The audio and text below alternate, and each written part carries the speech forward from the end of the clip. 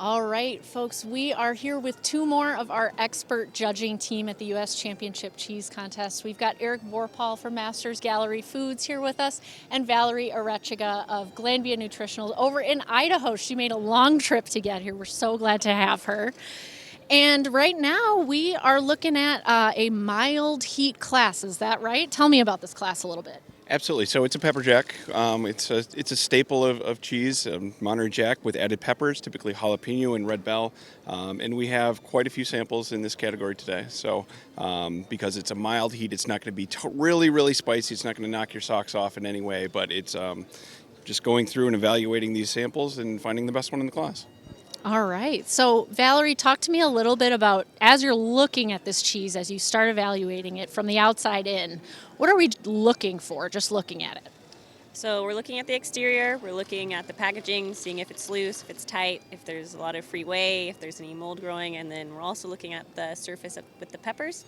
So make sure there's an even distribution of the peppers, there's not too many, there's not too little, it's not too open, so not too many gaps between the curd junctions. So that's what we're looking at from the outside. Okay, so why don't we go ahead and let you do your thing, and you can kind of walk us through this. We've seen our trier here. We got our tool of the trade, so Eric's going to go in and grab a plug. Okay, so are we looking again for that even distribution of peppers in here as Exactly. well? So as Valerie said, we're looking for that even distribution of peppers. You see a little openings there in the cheese, which is not uncommon with pepper jack, but you'd like that to be as knit as possible because as you chunk it, as you slice it, that's going to make the cheese just a little more difficult to perform with that little bit of open body.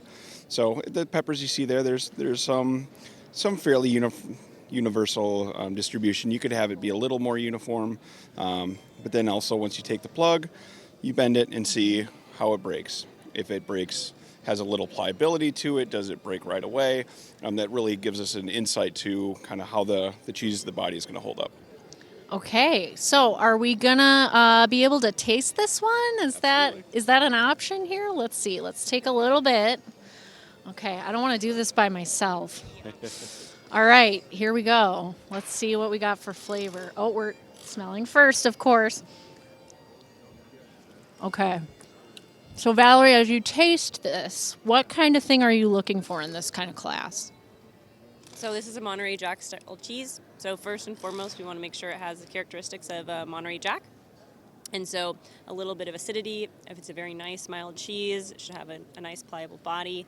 And then on top of that, it's got the peppers in it. So there should be some pepper flavor, but because it's mild, it shouldn't be overpowering. So you should be able to taste the cheese and the peppers.